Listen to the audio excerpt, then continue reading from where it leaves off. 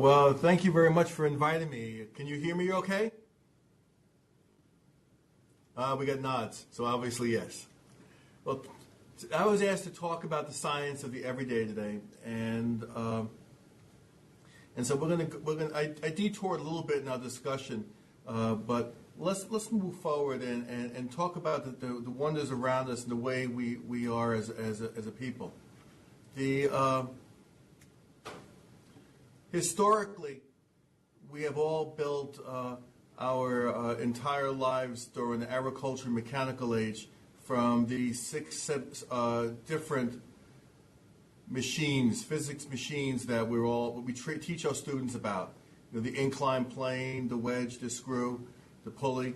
And so we built everything during the entire time that we became civilized, from the agricultural age all the way up through the mechanical age, where we learned to harness power from other energy sources to allow us to achieve things in the future that we all take granted for.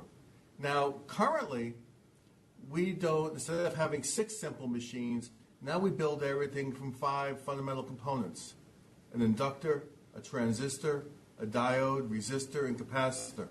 And the end result of that is that we have the ability to take those 5 fundamental components and combine them in unique ways to produce the devices that we surround ourselves around with us. So here we're seeing a series of short videos. Hopefully they're coming through okay, which shows some of the manufacturing processes for smartphones and for smart tablets. And what you can see here is that we've been able to take the tools of the mechanical age and been able to integrate them with our electronics, and together we're building very, very complex pieces of equipment. The interesting feature about these complex pieces of equipment is that everything comes from a very, very small number of fundamental parts. The entire manufacturing process to the complexity of a handheld computer. Around us, we are faced with similar circumstances of where everything that we have around us we expose comes from these primary components. Now, one of the challenges that I think that we're faced with our youth is the mistaken belief that everything's been invented. And but as we look about this, is the other thing which seems to be driving our youth is the impact that we're having in our society on the world. And there's a large amount of concern about how the activities that we engage in are impacting our world. Now, this is why I came up with this little diversion. About 2 weeks ago, the Intergovernmental Panel on Climate Change, run by the UN, came up with a report that talked about how things are going with regards to the global environmental health. And at least on campus, it's gotten a lot of dialogue, and it's also, I think, impacting many young people based upon some of the trending dialogue that I'm seeing. Now, you know, in their report, they highlight that if things don't change, there's going to be massive global impacts associated with our local environment, from the melting of our glaciers to the flooding of the seacoast to acceleration of the loss of environmental species, that our food security is going to be in jeopardy because of lack of water and because of changes in temperature in traditionally growing regions. And their solution to this is presented by them of two significant forecasts. The forecast where you see the red line going upward is where we are right now if we just meet the current Kyoto compliance agreements. It's the high emission scenario. Then they have the blue scenario, which is where they think that we can go if we're extraordinarily aggressive in controlling the emissions that are going on. And an interesting feature associated with that is that they say, well, effective climate change adaptation for a more vibrant world But what they really are talking about is the complete elimination of use of fossil fuels within the next 100 years and an incredible reduction in use of fossil fuels in the next 40 years. What that means, though, is that large parts of the developing world will have no chance of yielding the quality of lives that we realized in the developed world. It'll mean that those in the developed world are going to have to decide to do with less and decrease or de-develop our activities and the things that we go. It's an incredible in my mind, gloomy perspective. So what's happened is that there are a large number of pundits and people who are talking that we don't have the ability for the future for our children to expect a better life than we have right now. And this is not a new phenomenon. I mean, it goes back to Malthus, who basically predicted that by 1950, London was going to be occupied with tens of meters of horse manure, and that huge populations were going to be decimated through disease and starvation. More recently, in the 60s and 70s, during the first oil crisis, there was a lot of work that was done and published talking about the fact that we're going to be out of oil completely, by 1990, that we won't be able to feed people by 1980, 1990, and all of these perspectives. The one element of all these perspectives is they make a decision on the future based upon what the technology is at that point in time. Is that they don't believe that the future is subject to change by the creativity of humans.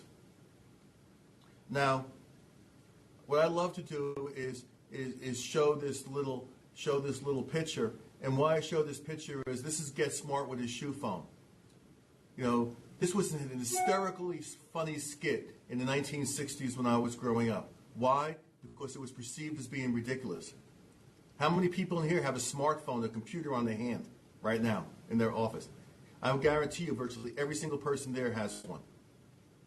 And because people couldn't conceive of the possibility of the future, they defined the future based upon what they knew right now.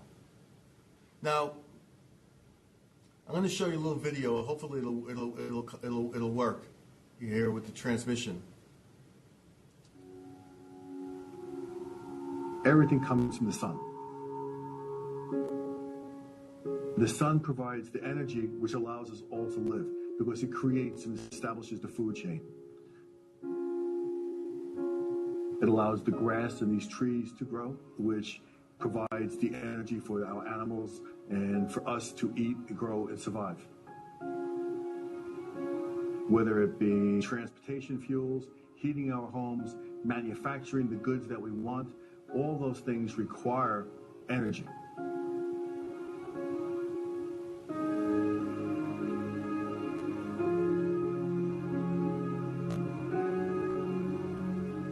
Almost all the energy that we get from, except for nuclear and hydroelectric and some wind power, all comes from dead dinosaurs. We take organic matter that has been squeezed and compressed from over many millions of years ago. It's been transformed into hydrocarbons, and we utilize and burn that in our systems. When we burn it, we release all of the carbon that was produced during those many eons ago into our present day.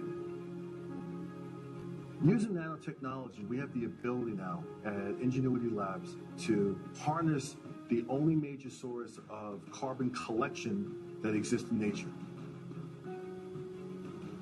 We figured out how to harness the photosynthetic process that you see inside plants and then use the sunlight to be able to capture the CO2 from the atmosphere and using it to create new products that we would normally have to burn other fossil fuels for.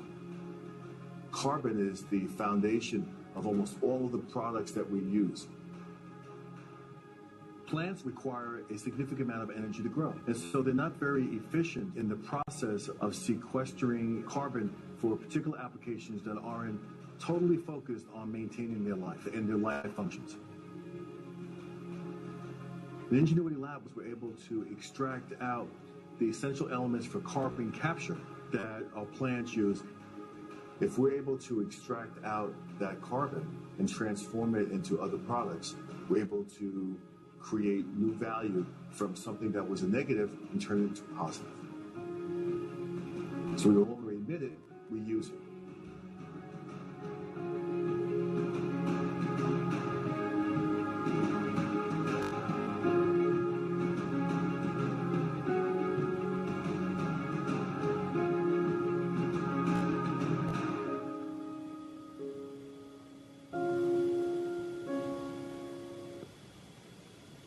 So the point being that we have the ability to begin looking at the harvesting the way nature works in the systems that we build, that we have new tools that are coming online, like those fundamental components that we saw earlier. What you're looking at is a video of a neutrophil chasing a bacteria. And what you see is this neutrophil doesn't have a brain, but it makes decisions based upon the information passed between the individual chemicals. This is all done because nature has tens of thousands of fundamental machines. When you looked at our historic past during the agriculture mechanical age, we had 6 fundamental machines. Now we had 5. Now we're having 10,000. As the geometric progression of the available tools for us expands, and it means it expands the opportunities for us to develop and change the way the tech products that we make interface with the rest of the world. And it also offers the opportunity of having increased prosperity for all. Now, in the Ingenuity Lab, we've worked at and we've harnessed the ability to control and manipulate individual molecules that function as pumps, as motors, as transducers, and been able to incorporate them into functioning systems. One of the products that we're doing, one of the big challenges that we have is drinking water and providing water for irrigation and providing water for industrial processes. We've taken a molecule that's found in living systems. We've learned how to incorporate that into an engineering construct that is stable and useful in things that you could build and engineer. And now we have the ability to make membranes. This is old data. We're able to make membranes that are 450 times more efficient, well, 250 times more efficient than the best current RO membranes. Our productivity index exceeds 450. RO membranes are 2. That means that for 200 times less energy, we can purify water. That means we have the opportunity of opening up water purification in many developing nations, in arid regions, creating new lands for agriculture, making new source of water for individuals to drink and have a higher quality of life. We have the ability now to take sunlight and with extraordinarily high efficiency convert it to chemical energy. By converting it to chemical energy, we're able to both make electricity very efficiently, or more importantly, we've used energy to build our world. We've tried to balance our needs with the costs, but we can do better.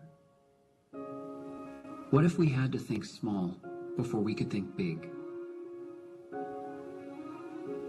What if we understood matter well enough that carbon dioxide itself could be transformed into something valuable? What if next generation science transformed our emissions into products we could market? What if our main emission became value? We believe in blue sky thinking. Dream with us. Achieve with us. We believe in Alberta. We believe in ingenuity. So, by taking the ability to harness energy and from the sunlight directly at very high efficiency, have molecular control over the pieces of nature that currently exist. We now can take sunlight and directly, without any living organism, make a material that goes and produces high value-added products. So all around you, all in people's bodies, all around you, all in your plants, those machines that allow those living systems to work are now accessible to us. So now we can take those materials and convert them directly into energy with very high efficiency and have no CO2 emissions and no real emissions at all. The upshot of this is the fact that by having those tools, we can now take things, for instance, with efficiencies that are unheard of. We can take a 1 liter reactor of the primary molecule that's associated with this and turn that into 266 tons of CO2 value-added product per year. So small quantities, machines can convert large quantities of products that we can get used with no environmental impact. We offer the opportunity now to gain access, because we have now tens of thousands of fundamental components to work with, to, instead of making the bark on a tree like we do right now, is to incorporate the life processes in the materials that we engineer.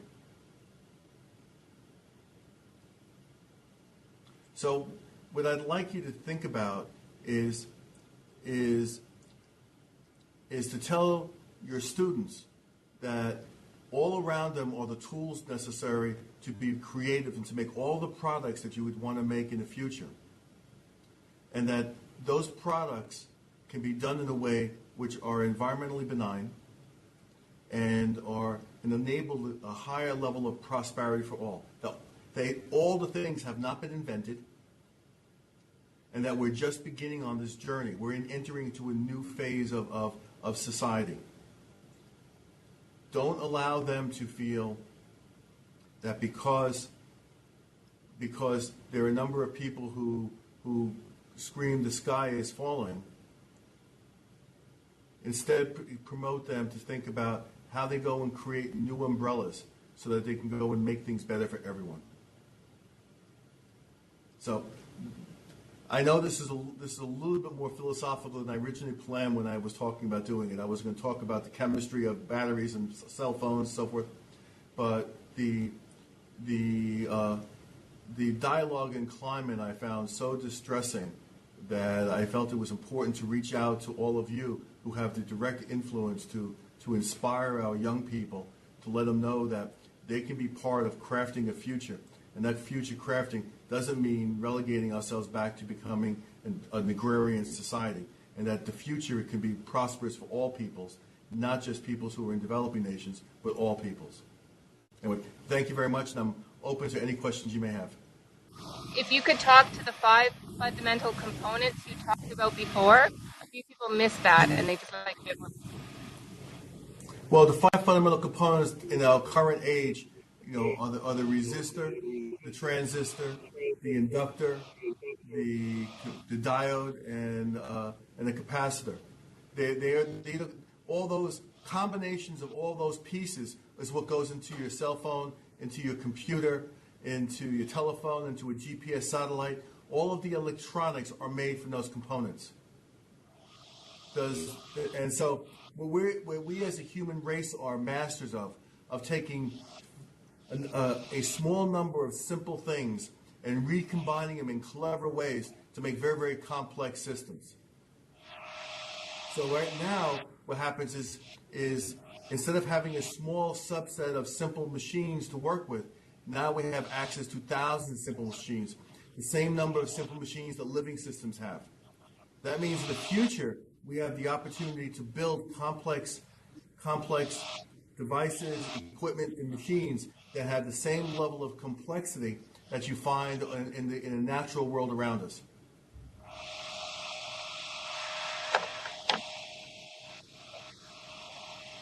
Any other questions?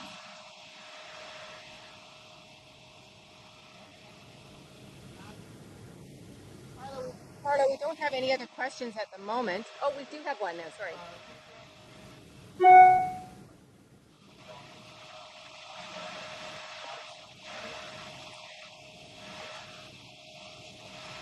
We've had a question about the development of solar panels and their relation to nanotechnology. Well, the solar items that I showed you earlier were a prototype panel that system that we've made, in which we harness the same a new process that we made by coupling elements from two different organisms into a machine, into a device, and basically it was a spray-on solar panel, which operated at very high efficiency. About 28% of the visible sunlight was absorbed and transformed into electricity. The application of solar energy is always going to be a sporadic and limiting source of power. You got to have sun, right, for it to work. So it'll augment it, but it's not going to replace other more dense, less environmentally restricted power supplies.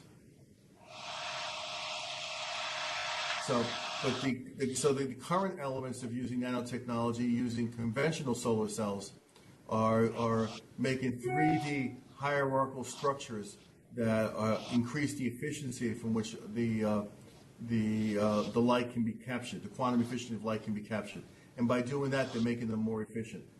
Nanotechnology also allows us to start transitioning from doing it on very rigid, brittle type of materials, essentially silicon wafers, and starting to be able to do it chemically on plastics and polymers, making them more robust and more easily to map to the needs that you have.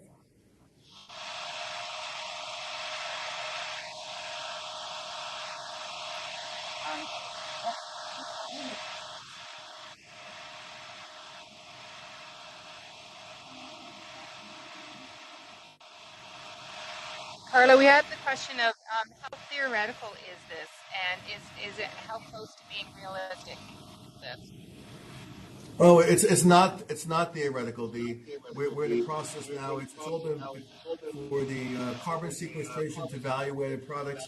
That was published by me in 2010, and it actually won the global something award.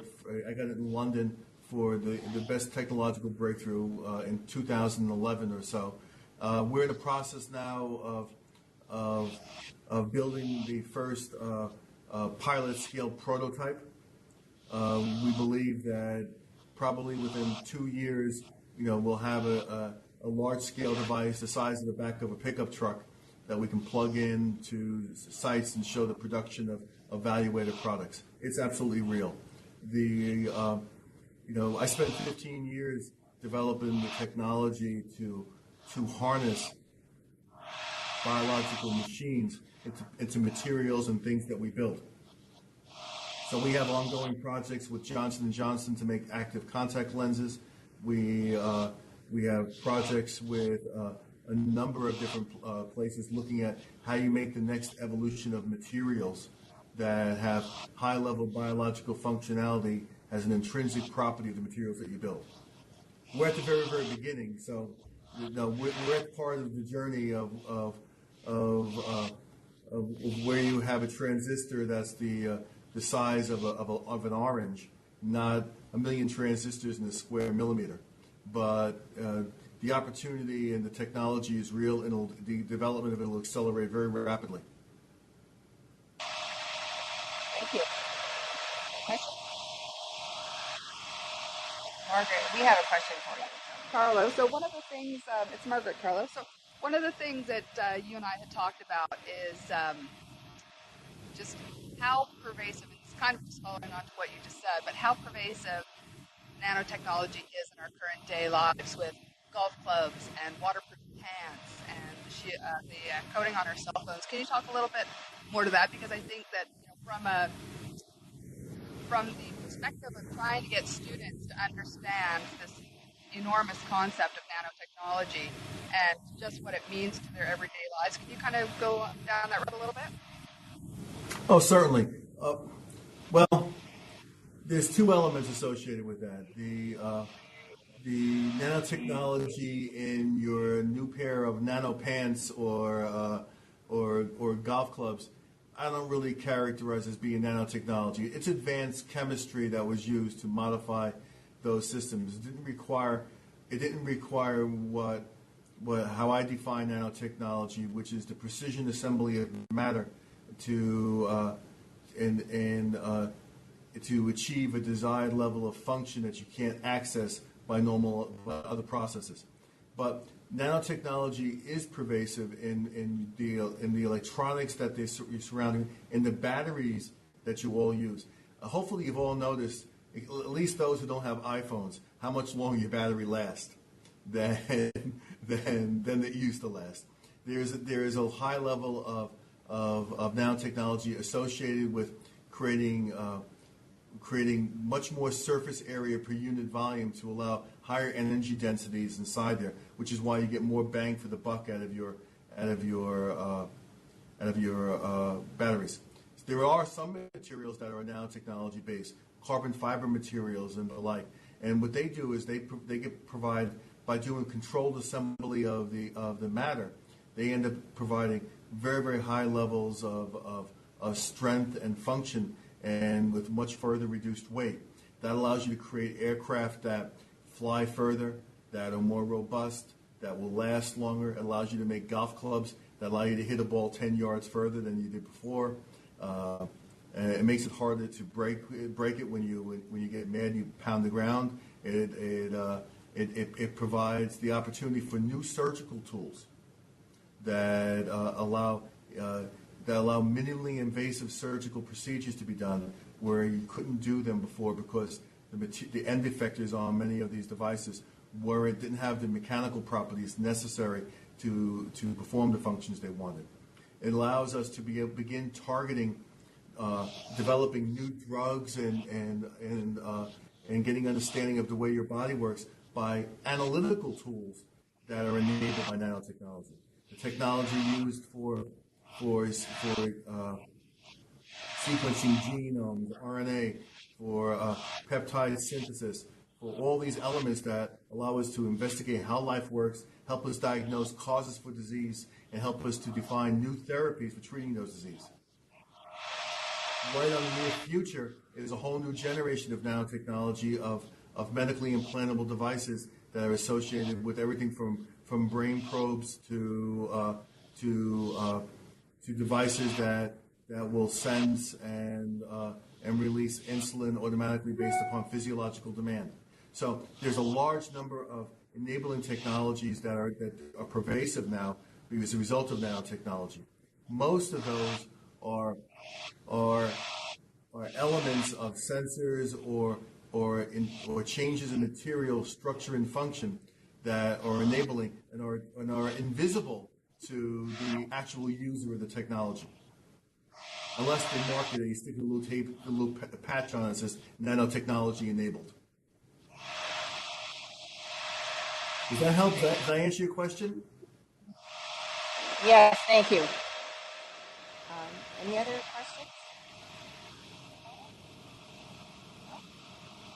Carlo, I think that concludes the questions we have from everybody. Is there anything you wanted to close off with? Well, I wanted to thank you very much for giving me this opportunity. Apparently, the technology is going to be a little bit better to do the things that we're hoping to do in the future. But again, enjoy the wilds of Banff. Is there a lot of snow up there? A little bit, yeah. It's cold. A little bit, huh? All right. Hopefully, you'll get a chance to do some skiing. I don't think so, but okay. Thank you very much. Have a great day. Thank you very much for taking the time.